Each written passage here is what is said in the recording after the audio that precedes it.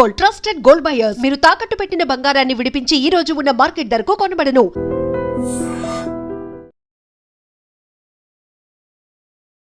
మీరు ఆశన గారితో మాట్లాడారు కాబట్టి ఈ మార్పు ఎప్పుడు మారిన పరిస్థితుల వల్ల లాస్ట్ 100 ఇయర్స్లో వచ్చిన టెక్నాలజికల్ చేంజెస్ కావచ్చు, పాలకవర్గాలకు సంబంధించిన అంశాలలో కావచ్చు. ఎగ్జాక్ట్లీ ఆయన చెప్పిండని నేను చెప్పాను, ఎందుకంటే వాళ్ళకు కొన్ని ఆంక్షలు.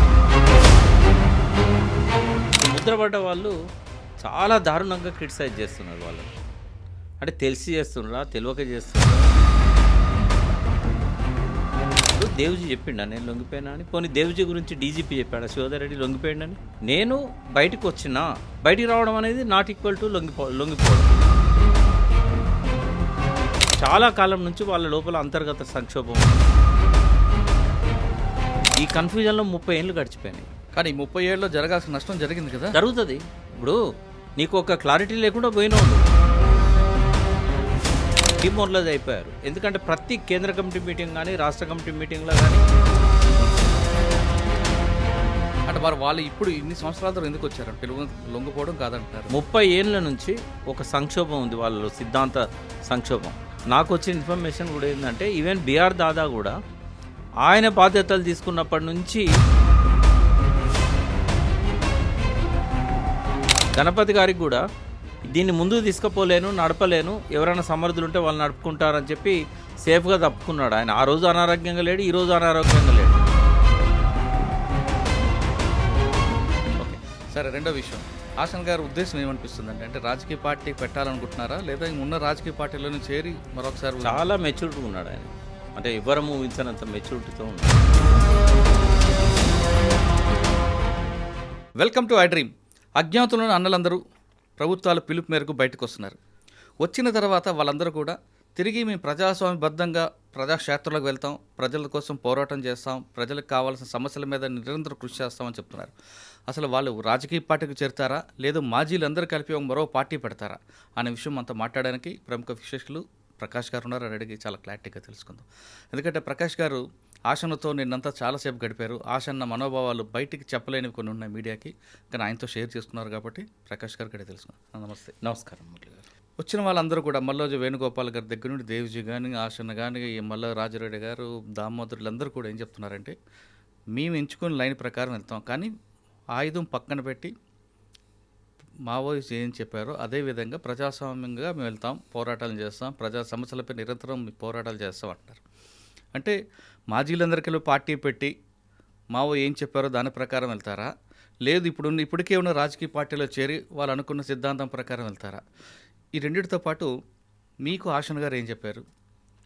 ఎందుకంటే మీరు చాలాసేపు ఆశనతో ఉన్నారు కాబట్టి కొన్ని విషయాలు ఆయన మాతో కన్నా మీతో ఎక్కువ షేర్ చేసుకున్నారు కాబట్టి ఆయన మనసులో ఉన్నది ఏంటి? వాస్తవంగా మావో ఆలోచన విధానం అంటే ఏంది అంటే సాయుధ పోరాటం ద్వారా ప్రజలను విప్లవ పరిస్థితిని దృష్టిలో పెట్టుకొని పాలక వర్గాల మధ్య ఉన్న వాళ్ళ మధ్య ఉన్న పోటీని ఉపయోగించుకొని కొన్ని స్థావరాలు ఏర్పాటు చేసుకొని కొండల్లో, లోయల్లో, మైదానాలలో, ఎక్కడ నదులలో ఎక్కడ అవకాశం ఉంటే అక్కడ ఆ ప్రాంతాలల్లో విముక్తి సైన్యాన్ని, గెరిల్లా పోరాటాలను, విముక్తి ప్రాంతాలను, ఒక ప్రజల యొక్క సమస్యలు తీసుకొని సాయుధ పోరాటాన్ని బిల్డ్ చేయడం అనేది, ఒక విప్లవ పరిస్థితిని ఉపయోగించుకొని ప్రభుత్వాలను కూల్చాలి. అంటే రాజ్యం యొక్క సైన్యానికంటే బలమైన సైన్యాన్ని తయారు చేయాలి. ఇవన్నీ కూడా లాంగ్ మార్చ్ అంటే దాదాపుగా ఒక 80 ఏళ్ల కింద మావో తయారు చేసిన సిద్ధాంతం. అది చైనాలో విజయవంతమైంది. ఆయన ఏ పద్ధతిలో అయితే అనుకున్నాడో ఆయన అది విజయవంతం కావడానికి కారణం ఏంటంటే రెండవ ప్రపంచ యుద్ధం రావడం. ఆ రెండవ ప్రపంచ యుద్ధం అనేది ఈ వివిధ దేశాల మధ్య వైరుధ్యాలను పెంచింది. జపాన్ కానీ ఇంకోటి కానీ ఏదైతే వీళ్ళకు వ్యతిరేకంగా ఉన్నాయో వాళ్ళు అందులో యుద్ధంలో కూరుకుపోయేటట్టు చేసేసరికి బ్యాటిల్ గ్రౌండ్ అంతా ఈయనకు ఓపెన్గా ముందుకు వచ్చింది. కాబట్టి అది ఒక ప్రత్యేక పరిస్థితుల్లో ఆయన సిద్ధాంతాన్ని అక్కడ అమలు చేశారు. గ్రామీణ ప్రాంతాల నుంచి ఏనాన్ ఫస్ట్ విముక్తి చేసి అట్లా రాజ్యాధికారాన్ని 1949-48లో అట్లా చేజిక్కించుకున్నారు.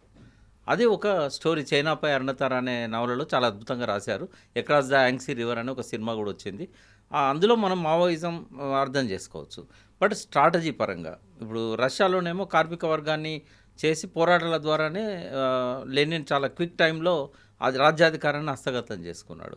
ప్యారిస్ కమ్యూన్లో అట్లాంటి ఒక ప్రయత్నం జరిగింది, ప్యారిస్లో ఫెయిల్ అయింది. అది దాన్ని క్రిటిసైజ్ చేశారు మార్క్స్, కార్ల్ మార్క్స్.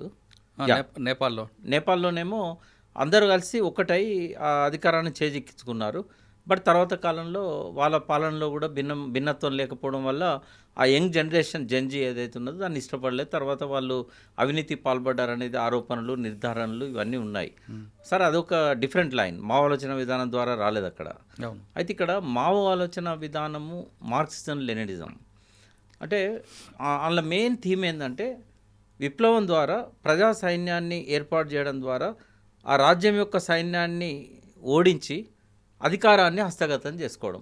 మా చిన్నప్పటి నుంచి చూస్తున్నాం, తుపాకీ కొట్టడం ద్వారానే రాజ్యాధికారం సిద్ధిస్తుంది, బ్యాలెట్ ద్వారా కాదు బుల్లెట్ ద్వారా అని.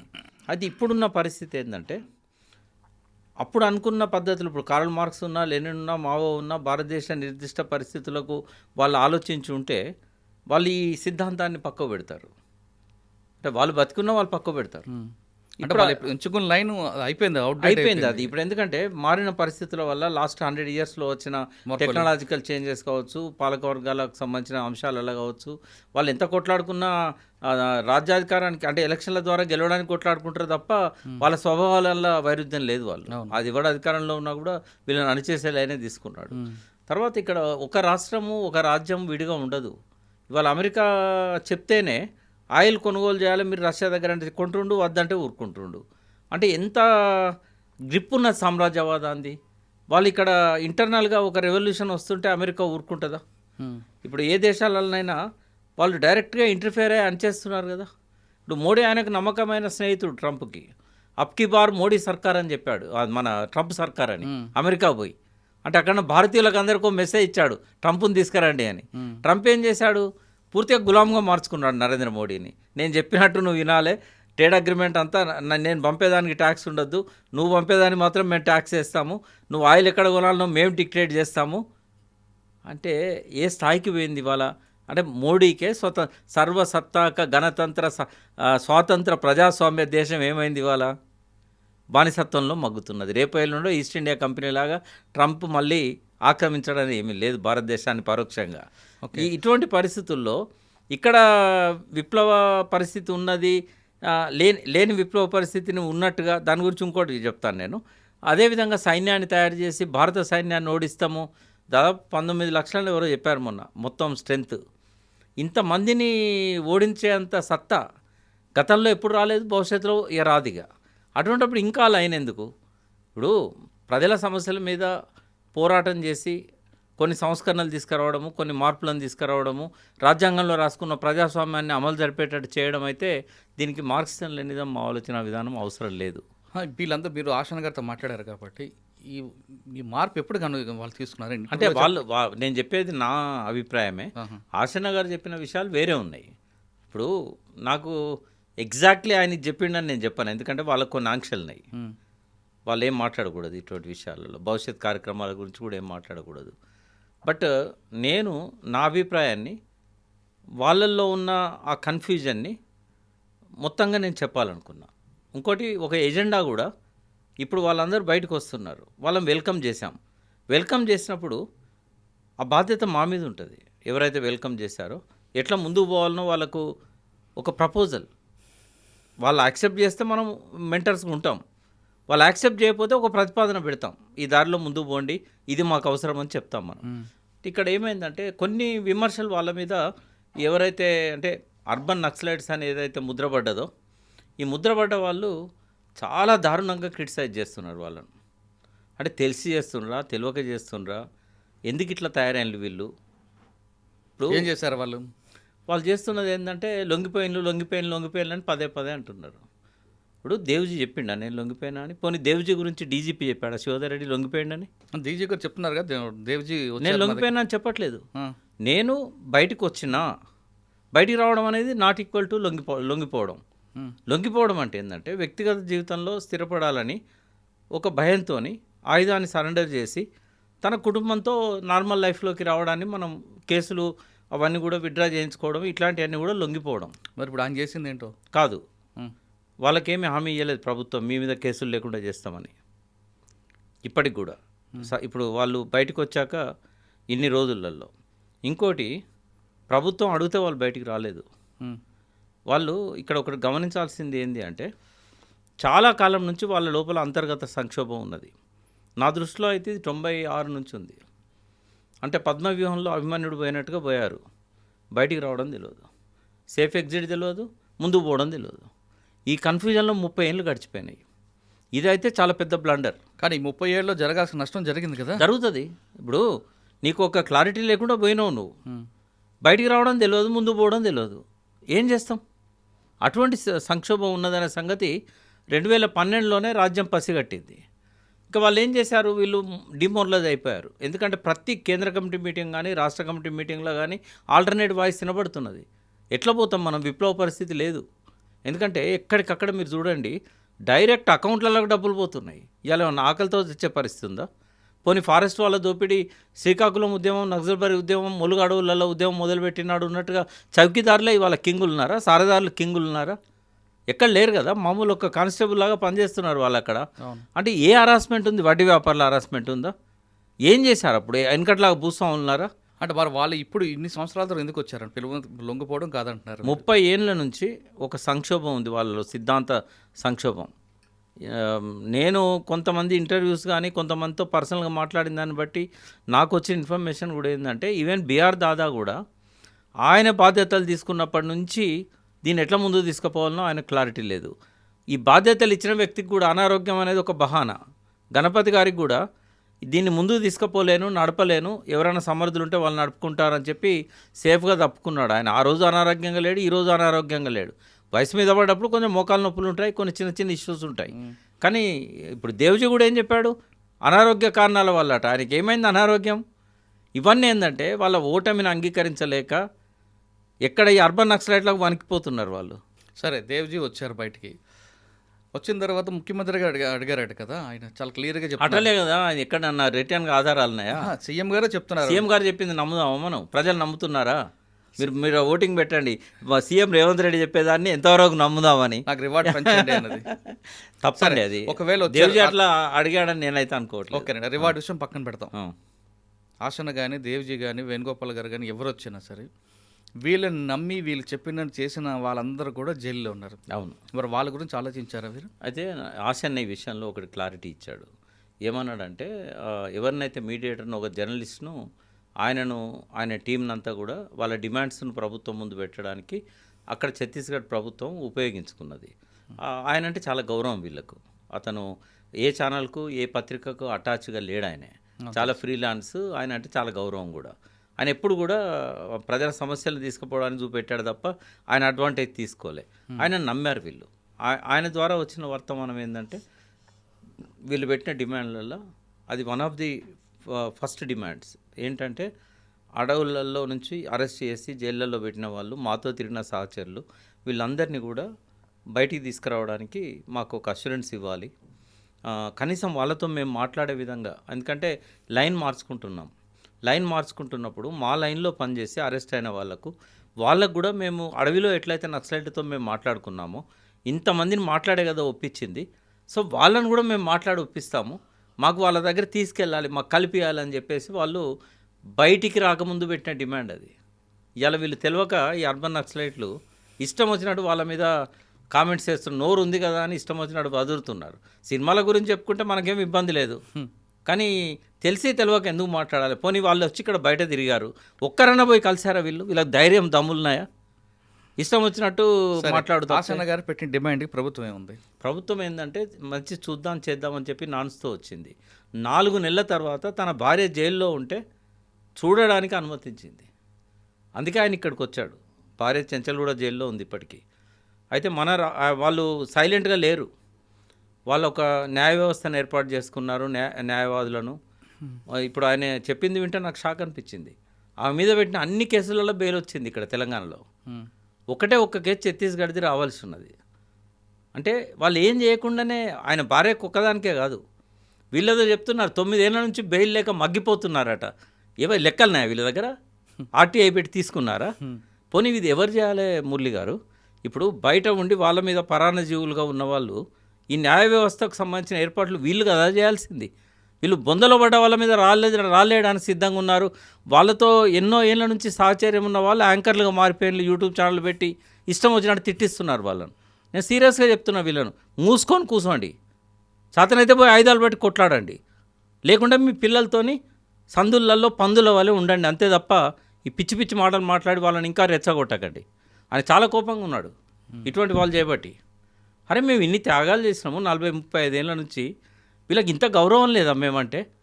మేము వీళ్ళకి ఎట్లా కనబడుతున్నాము? రాత్రి మేము మారిపోతామా? మా నుంచి కదా వీళ్ళంతా ఇదైంది. అదే ఈ రెవల్యూషనరీ రొమాంటిసిజంలో తేలియాడారు. పిల్లల్నేమో మంచిగా చదివించుకుంటారు, ఏసీ రూములలో ఉంటారు, గడ్డాలను ట్రిమ్ చేసుకుంటూ ఉంటారు, ఇష్టం వచ్చినట్టు. వాళ్ళు ఎంత సాక్రిఫైస్ చేశారు వాళ్ళు, అదే అందులో డౌటే లేదు. మరి వాళ్ళ గురించి రాత్రి ఇట్లా ఇష్టం వచ్చినట్టు ప్లేట్ ఫిరాయిస్తే ఎట్లా వీళ్ళు? అయితే ఆయన అన్నది ఏంటంటే ఆలస్యం చేస్తున్నారు. మేము వాళ్ళ బెయిల్ ఏర్పాట్లు చేసాం, అన్నీ చేసాం, కానీ రాజ్యం ఒక నిర్ణయం తీసుకోవాలి. కేసుల గురించి ఏమన్నాడంటే, ఒకసారి మేము వాళ్ళ గ్రిప్లోంచి బయటకు వస్తే వాళ్ళకి అది ఇష్టం ఉండదు, కాబట్టి వాళ్ళ కంట్రోల్లో పెట్టుకోవడానికి కేసులన్నీ కంటిన్యూ చేస్తారు వాళ్ళు. సరే మేము రావడానికి వాళ్ళు ఎన్ని మాటలు ఇచ్చినా మాకేం భ్రమలు లేవు. కొన్ని కేసులు జీవోలతో పోవు. ఇప్పటికీ తెలంగాణ ఉద్యమంలో కేసీఆర్ 10 ఏళ్ళు ఉన్నా కూడా కోర్టు ఒప్పుకోలేదు కొన్ని కేసులు తీసేయడానికి. అరెస్ట్ చేయకుండా ఉండొచ్చు కానీ కేసులు మొత్తం తీసేయలేం. మర్డర్ కేసులు ఉంటాయి, ఎప్పటియో గణపతి గారి మీద పీతాంబరరావు కేసు ఉన్నది జన్నారంది, అది పోతుందా? ఎన్ని సంవత్సరాలైనా అట్లే ఉంటుంది కదా. మరి వాళ్ళ మీద ఉన్న గ్రేవ్ ఆఫెన్సెస్ అవే కదా. 7 సంవత్సరాల పైబడి కేసులు కూడా ఆర్మీని చంపిన కేసులు ఉన్నాయి, పోతాయి అవి? పోవు. కాబట్టి ఇట్లాంటి కేసెస్ జైల్లో ఉన్న వాళ్ళ పట్ల వాళ్ళకి కన్సర్న్ ఉంది. వాళ్ళు బెయిల్ పెడుతున్నారు, బెయిల్ మీద వస్తున్నారు, వాళ్ళు కొట్లాడుతున్నారు, వాళ్ళు డిమాండ్లలో ఫస్ట్ డిమాండ్స్ అవే పెట్టారు. అవేం తెలియక ఇష్టం వచ్చినట్టు వాళ్ళ మీద నిందలేస్తే మాలాంటి వాళ్ళు బ్లడ్ బాయిల్ అవుతుంది. వాళ్ళకి ఎట్లా ఉండాలి? తర్వాత కొంతమంది మాజీలు అక్కడ 20 ఏళ్ళు పనిచేసి వచ్చిన వాళ్ళు వీళ్ళని బఫూన్లలాగా లేకపోతే జోకర్లలాగా రకరకాల సెటైర్స్ రాసుకుంటారు. పనికి మాలిన సోషల్ మీడియా ఉంది కదా వాళ్ళ చేతుల్లో.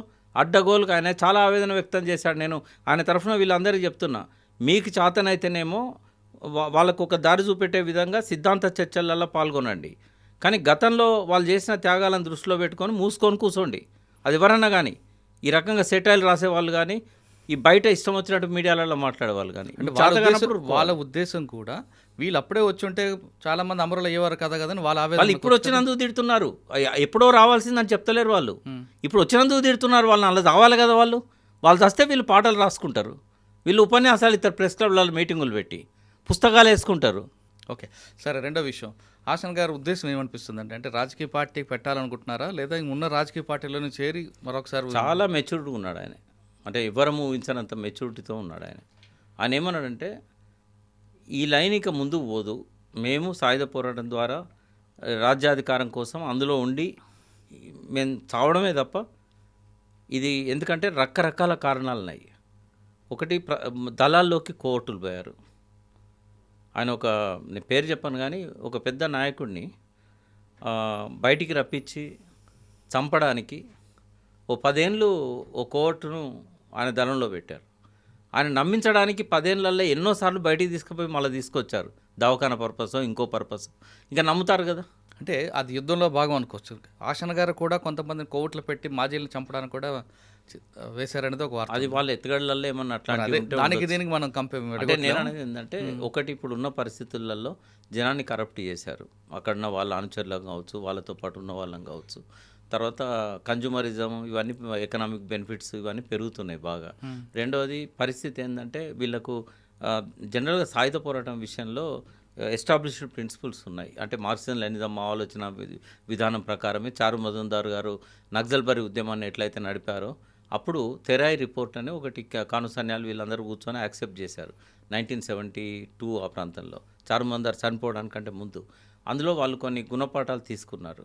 అంటే వాళ్ళ ఫెయిల్యూర్స్ ఏవని 72లో వాళ్ళు చెప్పారో, ఇదే ఫెయిల్యూర్ ఇప్పటిదాకా నడుస్తూ ఉన్నది. నేను ఒకసారి మీకు ఇబ్బంది లేకపోతే ఆ తెరాయి రిపోర్ట్లోనే వాళ్ళు తీసుకున్న గుణపాఠాలు ఒక 1 minute చదువుతాను. వాళ్ళు ఏమంటారంటే, నక్సల్బరీ పోరాటం గురించి చెప్తూ, ఇంత ప్రాధాన్యత కలిగిన నక్సల్బరీ పోరాటం దీర్ఘకాల సాయుధ పోరాటంగా సాగలేదు. నక్సల్బరీ కానీ శ్రీకాకుళం కానీ, ఆ తర్వాత శ్రీకాకుళం. ఈ పోరాటం తాత్కాలికంగానైనా విఫలం కావడానికి దారితీసిన తప్పులను వారి క్రింది విధంగా అంగీకరిస్తున్నారు తెరాయి రిపోర్ట్లో కానుసన్యాలు, చారు మజుందార్. ఒకటి బలమైన పార్టీ నిర్మాణం లేని లోపం, అది పీపుల్స్ వార్లో ఇప్పటికీ మావోయిస్టులలో బలమైన పార్టీ నిర్మాణం లేదు. రెండవది బలీయమైన ప్రజా పునాదిని నిర్మించడానికి ప్రజలపైన హృదయపూర్వకంగా ఆధారపడడంలో వైఫల్యం. అంటే బెదిరింపుల ద్వారానో లేకుంటే వాళ్ళ అవసరాలకో తప్ప హృదయపూర్వకంగా ప్రజలు ఇక్కడ వచ్చిన పరిస్థితి లేదు. మిలిటరీ వ్యవహారాలను గురించిన అజ్ఞానం. నాలుగోది ఏంటంటే పాత పట్టాల మీదనే ఆలోచించడం. రాజకీయ అధికారాన్ని స్థాపించే విషయంలోనూ విప్లవ భూ సంస్కరణల విషయంలోనూ లాంఛనప్రాయమైన వైఖరి. అదేవిధంగా మేము మావో ఉపదేశాలను మాటలలో అంగీకరించామే కానీ ఆచరణలో రివిజనిస్టు పద్ధతులను రెట్టింపు చేశాం.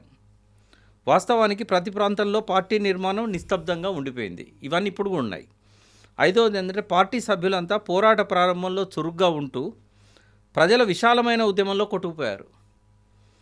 ఆరవది వీరోచితమైన రైతాంగం నిర్వహించిన 10 గొప్ప కర్తవ్యాలను మేము రాజకీయంగా అంచనా వేయలేకపోయాం.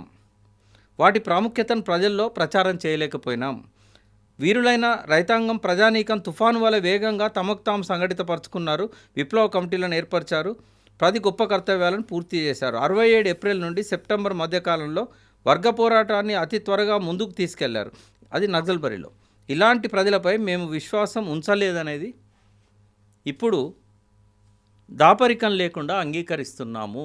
ఎవరైతే పోరాటాల్లో చురుగ్గా ఉండి ఒక విప్లవ పరిస్థితిని కొంచెం ముందుకు తీసుకెళ్లారో వాళ్ళని విశ్వసించలేకపోయినాం. అంటే ఇవన్నీ కూడా ఏంటంటే విప్లవ రాజకీయాధికారాన్ని స్థాపించడంలోనూ విప్లవ భూ సంస్కరణలను నిర్వహించడంలోనూ మా వైఫల్యం పోరాట కాలంలోనూ తర్వాత వర్గ పోరాటపు మొనను మొద్దుబార్చింది. అంటే ఇది 72లో తీసుకున్న గుణపాఠము. ఈ గుణపాఠాన్ని ఇప్పటికి కూడా ఏంటంటే తాము ప్రజలపై విశ్వాసం ఉంచలేదని స్వయంగా అంగీకరించారు. ఇప్పటికీ వారి స్థితి అదే. ప్రజలపై విశ్వాసం ఉంచని ఏ నాయకత్వము ప్రజా పోరాటాలను జయప్రదంగా నడపజాలదని నక్సల్బరీ పోరాట అనుభవమే చెప్తున్నది. ప్రజల పేరు ఎంత చెప్పినప్పటికీ ఈ నాయకత్వం నేటికి విప్లవ ప్రజా సమీకరణకు పూనుకోవడం లేదు. కనుక ఈ ఆత్మవిమర్శ లాంఛనప్రాయంగానే ఉండిపోతుంది. 50 ఏళ్ల కింద చెప్పారు తెరాయి రిపోర్ట్లో. అదే ఇప్పుడు అలాగే ఉంది కదా. ఇప్పటికి కూడా అదే ఉంది. అంటే వీళ్ళు 50 ఏళ్లలో ఏం చేశారు? కొండపల్లి గారు ఉన్నంత వరకు ఉత్తేజపరుస్తూ ముందుకు నడిపించారు. బట్ లైన్ పట్ల వాళ్ళకి ఎప్పటికీ క్లారిటీ లేదు. భారతదేశ పరిస్థితులకు మావోయిజాన్ని మార్క్సిజం లెనినిజాన్ని అన్వయించడంలో అప్పుడు ఫెయిల్ అయ్యిండ్రు, ఎప్పుడు ఫెయిల్ అయ్యిండ్రు. కాబట్టి సరే వాళ్ళ కోపం వచ్చినా కూడా కాలం చెల్లిన సిద్ధాంతం అని అంగీకరించక తప్పదు ఇప్పుడున్న పరిస్థితులలో. అయితే వాళ్ళకున్న క్లారిటీ ఏందో నేను చెప్తాను. అది వేణుగోపాల్ కావచ్చు, అది ఆశన్న కావచ్చు, మిగతా వాళ్ళకి కావచ్చు. వాళ్ళకేముందంటే ఇంకా మళ్ళీ ఆయుధాలు పట్టుకునే పరిస్థితి రాదు. లేదా భారతదేశంలో విప్లవం వచ్చే అవకాశం ఉందంటారు? రాదుగా. అంటే ఈ పద్ధతిలో రాదు, సాయుధ పోరాటం ద్వారా రాదు. అది అవుట్డేటెడ్గా. ఇంకా అది మనం ఎంత మనసులో ఉన్నా కూడా మనం పాటలు పాడుకోవాల్సిందే గత జ్ఞాపకాలను, కానీ ప్రజల్లోకి పోతే మాత్రం ఆ పరిస్థితి లేదు. ఆ విప్లవ పరిస్థితి కూడా లేదు. ఇప్పుడు మీ ఉద్దేశం ఏంటి? వాళ్ళందరినీ చూస్తున్నారు. ఇప్పుడు సమాజాన్ని భూమి ఉన్నంత వరకు సమస్యలు ఉంటాయి, ప్రజలున్నంత వరకు సమస్యలు ఉంటాయి. మనకు కావాల్సింది ప్రజలకు ఏ రకమైన ఇబ్బందులు ఉన్నాయి, వాటిని పరిష్కరించడానికి ఎక్కడ పోరాడాలి, ఏ పోరాట రూపాలను అనుసరించాలి, ప్రజలు ఏ పోరాట రూపాలను అనుసరిస్తారు వాళ్ళు మనతో కలిసి ఉంటారు, కలిసి నడుస్తారు. అది కదా చేయాల్సింది. ఇలా ప్రజల సమస్యల మీద పోరాడే వేదికలను ఏర్పాటు చేసుకోవాలి. ఇప్పుడు సింగరేణి కార్మికులకు ఒక రకమైన సమస్యలు ఉన్నాయి, ఆదివాసీలకు ఒక రకమైన సమస్యలు ఉన్నాయి. ఈ రకరకాల సమస్యలను వాళ్ళ తరఫున ప్రాతినిధ్యం వహిస్తూ వాళ్ళను ఉద్యమాల్లో ఇన్వాల్వ్ చేస్తూ వాళ్ళు ముందుకు నడపాలి. కానీ వీళ్ళు పూర్తిగా అడవికే పరిమితం అయ్యారు కదండి. అది తప్పులు అవి. ఆ లోపాల నుంచి ఇప్పుడు వాళ్ళు బయటకు వచ్చారు కదా. ఇప్పుడు జనజీవన స్రవంతి అని ఏదైతే చెప్తున్నారో బయట ఉన్న అంతకుముందు కూడా వాళ్ళు జనంలో ఉన్నారు, ఆదివాసీ జనం మధ్యలో ఉన్నారు. ఇప్పుడు బయట జనంలోకి వచ్చారు. అయితే నిన్న ఆయన ఉపన్యాసం ఇచ్చాడు అక్కడ ఆ ఊరిలో. వారి బంధుమిత్రులు అందరినీ, చిన్ననాటి స్నేహితులను అందరినీ 100-200 మంది ఉంటే వాళ్ళ మధ్యలో ఆయన మాట్లాడుతూ ఏమన్నాడంటే, మీరు బాగా కరప్ట్ అయ్యారు, మీరు డబ్బులు తీసుకొని ఓట్లేస్తున్నారు, మీరు కరప్ట్ అయిన తర్వాత నాయకులు కరప్ట్ అయిన ఎట్లా అడుగుతారు మీరు? కరెక్టే కదా. ఇవాళ వాడు ₹1,00,000 పెట్టి మీ ఓట్లు కొన్నాడు, రేపు 10 లక్షలు వసూలు చేస్తాడు కదా, అప్పుడు మీకు ప్రశ్నించే గొంతు ఉండదు కదా. కాబట్టి మీరు మారాలి. మేము వచ్చినా కూడా మేము ఇదే మీకు చెప్పేది. అంటే సమాజంలో ఉన్న రుగ్మతల మీద, ప్రజల్లో వచ్చిన ఇటువంటి చెడాలవాట్ల మీద వాళ్ళ పోరాటం రాబోయే రోజుల్లో జరిగేది. అంతేగాని మళ్ళీ రాజ్యాధికారం అనేది ఇంకా అవుట్డేటెడ్. అది దాని విషయంలో ఎవరు ఎన్ని అన్నా అర్బన్ నక్సలైట్లు వాళ్ళు మాత్రం బయటకు వచ్చిన తర్వాత ఆ ప్రజా జీవనంలో రాజ్యాంగబద్ధంగా ప్రజాస్వామ్యం కోసం గొంతెత్తి మాట్లాడతారు. అంటే వాళ్ళ హక్కుల కోసం పోరాటం. అంటే వాళ్ళు ఒక మాట అన్నారు ఆయన, ఏంటంటే తెలంగాణ ఉద్యమాన్ని మేమే మొదలుపెట్టాం, వాస్తవం అది 1997 జూన్ 1 తేదీన 92 పేజీల ప్రజాస్వామ్య తెలంగాణ డాక్యుమెంట్ను రిలీజ్ చేసింది పీపుల్స్ వార్. భారతదేశంలో మొట్టమొదటి రాజకీయ పార్టీ తెలంగాణ కావాలి అన్న మొదటి రాజకీయ పార్టీ. ఆ తర్వాతనే బీజేపీ అయినా, బీఆర్ఎస్ అయినా, కాంగ్రెస్ అయినా. కాబట్టి వాళ్ళ ఆకాంక్షలల్లో కేసీఆర్ గారి 10 ఏళ్ల కాలంలో కొన్ని మాత్రమే నెరవేరినాయి. ఇంకా చాలా నెరవేరాల్సిన అవసరం ఉంది. తెలంగాణలో వాటి కోసం వాళ్ళు ఫైట్ చేస్తారు. అట్లాగే ఆంధ్రప్రదేశ్లో అక్కడున్న సమస్యల మీద, దాంతోపాటుగా రాష్ట్ర విభజన అప్పుడు ఇచ్చిన హామీల గురించి అక్కడ ఫైట్ చేస్తారు. ఏది ఎక్కడున్నా సెక్యులరిజం అనేది ఒకటి, ప్రజాస్వామ్యం అనేది ఒకటి, భారత రాజ్యాంగ పరిధిలో ఆ హక్కులను సాధించడానికి చట్టబద్ధమైన పోరాటం చేయడం అనేది వాళ్ళ లక్ష్యంగా పెట్టుకున్నారు. ఇంకా మనం ఈ డాక్యుమెంట్లలో పోయి పాతయన్ని 70 ఏళ్ళ నుంచి కూడా మనం గుణపాఠాలు తీసుకొని చేసిన తప్పులనే పదే పదే చేసినాయి. సరే, ఏదైనా పోయిన ప్రాణాలు అయితే తిరిగి తీసుకురాలేము. కానీ ఇప్పటి నుంచి అయినా ఒక క్రమ పద్ధతిలో ఈ రాజకీయాలను ముందుకు తీసుకెళ్లాలంటే ఇవాళ మనకు కనబడే ఆశా జ్యోతులు కానీ, అరుణతారలు కానీ ఓన్లీ అడవులలో ప్రజల కోసం ప్రాణాలు ఇవ్వడానికి సిద్ధపడి పోరాడిన వాళ్ళ లోపల ఉన్న ఈ ప్రజల పట్ల ప్రేమ కానీ, ఈ ప్రాంతం పట్ల ప్రేమ కానీ, ప్రజల సమస్యలు పరిష్కరించాలనడంలో ఉన్న అంకితభావం కానీ, కృతజ్ఞత కానీ ఇంకా ఎవరిలో ఉండదు. కాబట్టి భ్రష్టు పట్టిపోయిన ఈ రాజకీయ పార్టీలల్లో ప్రశ్నించే గొంతులు వస్తే తప్ప ఇవి దారికి రావు. ఆ ప్రశ్నించే గొంతులే వస్తాయి. వాళ్ళకేందంటే ఇప్పుడు కస్టడీలో పెట్టుకున్నారు. ఇప్పుడు నిన్న 7-9 మందో వీళ్ళు వస్తే 8 మంది వాళ్ళు వచ్చారు. వాళ్ళు ఎప్పుడు పక్కనే ఉంటున్నారు. ఏం మాట్లాడినా ఆసన్న గారికి ఏం థ్రెట్ ఉందని వచ్చి ఉండొచ్చు కదా. అంటే నేను అనేది థ్రెట్టే కాదు. ఇవాళ ఒక ఉదాహరణ చెప్తా. పొద్దున ఏమైంది, ఇంటెలిజెన్స్ రాత్రి ప్రయాణం చేయడానికి బాగుండదని చెప్పేసి వాళ్ళు పర్మిషన్ అడిగి నైట్ అక్కడ నేనే మా ఊర్లో ఏర్పాటు చేశాను. సరే, పొద్దున్న లేసి టెంపుల్ చూడడానికి పోయిళ్ళు, టెంపుల్ చూసి ఎందుకంటే అది ఇంటర్నేషనల్ రెప్యుటేషన్ వచ్చింది, యునెస్కో రికగ్నిషన్. సరే, వాళ్ళకు ఉంటుంది కదా ఆసక్తి. ఆ టెంపుల్ చూసే వరకు ఎస్ఐబి చీఫ్ ఒక అతను వచ్చాడు. వాళ్ళేమో అతనే చీఫ్ అని అంటున్నారు, లేదా ఐపీఎస్ అంటున్నారు. ఆయన అడుగుదామంటే పేరు ఆయన కూడా చెప్పినట్టు లేడు, ఆయనే పేరు తెలియలేదు నాకు. బట్ 1.5 సేపు జీబులో కూర్చోబెట్టి 1-on-1 ఏం మాట్లాడో మనకు తెలియదు. ఆయనతో అంత అవకాశం దొరకలేదు. ఆయన ఇంటరాగేట్ చేశాడు. లాస్ట్కి ఏమైంది తెలుసా, ఈ ఎంబడొచ్చిన పోలీసులు ఆయనను దిగుతావా లేదా అని చెప్పి బలవంతంగా దించి, నీకు చేతనైతే మా ఛత్తీస్గఢ్ గవర్నమెంట్ దగ్గర పర్మిషన్ తీసుకొని ఆయన కస్టడీకి తీసుకొని ఇంటరాగేషన్ చేయి, అంతేగాని మా కస్టడీలో ఉన్న వ్యక్తిని వచ్చి ఇక్కడ అరెస్ట్ చేయడం ఏంది నువ్వు అని చెప్పి ఏమన్నారో వర్డ్స్. వాళ్ళందరూ పోయి అడిగినాక అప్పుడు దిగిపోయాడు ఆయన. అంటే వాళ్ళ పద్ధతి అట్లుంది. అయితే ఇక్కడ ఏం జరుగుతుందంటే, ఇప్పుడు ఆయనతో పాటు 200 మందికి పైన ఆయనతో పాటు పోయారు కదా, బయటకు వచ్చారు. 140 200 ఎంతో. అయితే ఇక్కడ ఏమైందంటే వాళ్ళందరికీ స్కిల్ డెవలప్మెంటు, వాళ్ళను ఈ బాధితులతోని మీటింగ్ ఏర్పాటు చేశారు. ఈ ఎవరైతే వీళ్ళ వల్ల కాలు చేతున్నారు ఇట్లాంటి కార్యక్రమాలను ఇన్వాల్వ్ చేస్తున్నారు. తర్వాత రాజ్యాంగం మీద గౌరవం పెంచడానికి చట్టసభలలో తీసుకుపోయి ఇట్లా మనం ప్రజాప్రతినిధులు గెలిపించుకొని అసెంబ్లీలో ఇట్లా మాట్లాడవచ్చు. తర్వాత వాళ్ళకి మీరు ఏం చేస్తారు బయటికి పోయినాక, మళ్ళీ వీళ్ళని ఇట్లా వదిలిపెడితే వీళ్ళ మీద డిపెండ్ అవుతారు కదా. అవును. అట్లా కాకుండా మళ్ళీ వీళ్ళందరూ కలిసి ఏదైనా చేస్తారేమో. కాబట్టి వాళ్ళకు కొంత బతుకు మీద ప్రేమ, బయట ఏదన్నా జీవనోపాధి కోసం వాళ్ళకు ట్రైనింగ్లు ఇట్లాంటివి ఇస్తూ గడ్చిరోలీలో అయితే 1 year దాకా ఉంటుందని అన్నారు. బట్ ఇక్కడ వచ్చే నెల బహుశా అయిపోవచ్చు అని అంటున్నాడు ఆయన. వచ్చే నెల పూర్తిగా వాళ్ళ నుంచి బయటికి రావచ్చు. కాకపోతే మేము దారం లేని పతంగిలాగా ఉండలేము, ఎందుకంటే వాళ్ళు మమ్మల్ని చేతిలో పట్టుకోవడానికి కేసులు కంటిన్యూ చేస్తారు, కొన్ని కేసులు అయితే పోవు కదా అని అంటున్నాడు. కానీ ఆసన్న గారు ఇప్పుడు తెలంగాణగా పరిమితం అవుతారా, ఛత్తీస్గఢ్ కూడా పరిమితం అవుతారా? అంటే ఆయనకు బయటకు వచ్చాక ఆయనకున్న స్వేచ్ఛ, వాళ్ళు ఇచ్చే స్వేచ్ఛ కావచ్చు, పరిమితుల్లోనే ఉండాలి కదా. రాజ్యాంగ చట్టంలో ఉన్నప్పుడు పరిమితుల్లో ఉండాలి. తర్వాత ఇప్పుడు భారతదేశ వ్యాప్తంగా ఒక వేదిక పెట్టే పరిస్థితి ఉండదు. సమస్యలు డిఫరెంట్గా ఉంటాయి. ఛత్తీస్గఢ్లో ఉండే ఆదివాసీల సమస్య ఒకటి ఉంటుంది, ఇక్కడ ఉండేది ఒకటి ఉంటుంది. అయితే నేను షాక్ అయిన ఒకటి ఏంటంటే, మళ్ళీ మొదలు పెట్టారు కదా ఈ మైనింగ్, ఇవన్నీ అడవులు నరకడం ఇదంతా. అంటే ఎప్పుడు ఆపిన్లు అన్నాడు ఆయన. ఎప్పుడు ఆపిన్లు? మేము ఉన్న ప్రాంతాలలో కొంత మేము ప్రొటెక్ట్ చేయగలిగాం, మేము అక్కడ ఉన్నాం అనేది దాంతో కొద్దిగా స్లో అయింది. కానీ ఎన్నడాపిన్లు వాళ్ళు అది కంటిన్యూగా చేస్తూనే ఉన్నారు మొదటి నుంచి కూడా. దాన్ని కాపాడాలంటే పెద్ద ఎత్తున ప్రజా ఉద్యమం రావాల్సిందే, ప్రజాస్వామ్యయుతంగానే దాన్ని ఎదుర్కోవాల్సి ఉంటుంది అనేది. అంటే ఇప్పుడున్న పరిస్థితుల్లో వాళ్ళు బయటకు వచ్చేదాకా మీడియా ముందు కానీ వాళ్ళ లక్ష్యాలను కానీ బయటికి పెట్టే పరిస్థితి లేదు. రెండవది ఏంటంటే, స్టిల్ కన్ఫ్యూజన్లో ఉన్నారు. ఏం చేయాలి, ఎట్లా పోవాలి. పార్టీ పెట్టడం అనేది రూల్ అవుట్. నేను చెప్తున్నాను మీకు, అది ఎవరన్నా కానీ దేవుజీ కూడా పార్టీ పెట్టడం అనేది ఎవరు చేయలేరు. అది ఉన్న పార్టీలలో కూడా పోరు. ఎందుకంటే ఇప్పుడు నేనున్నప్పుడు కొంతమంది సిపిఐ సిపిఎం వాళ్ళు కూడా ఆయనతో మాట్లాడారు, పేర్లు చెప్పాను.